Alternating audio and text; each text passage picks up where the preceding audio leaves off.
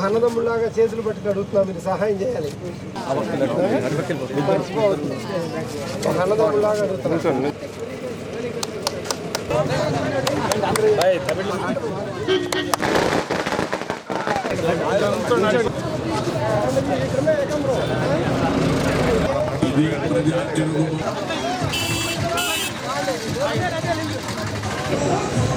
మర్చిపోవద్దా? డబ్బులు సంపాదించుకోవటానికి, అధికారం చెలాయించడానికి నేను రాజకీయాల్లో రాలా. ఆ పరిస్థితి నాకు లేదు. మనస్ఫూర్తిగా 10 మందిని మంచి చేయడానికి వచ్చా. ఆ మంచిని నా చేత చేయించుకునే బాధ్యత మీది. మీ ఓటు మీ కుటుంబ బాధ్యత. ఆ ఆయుధాన్ని సరిగ్గా ఉపయోగించండి. ఒక మంచి ఆలోచనతో మీరు ఓటేయండి. అది పార్టీలు ఏంటి, అభ్యర్థులు ఏంటి, ఎవరు అనేది మీరే తెలుసుకోవాలి.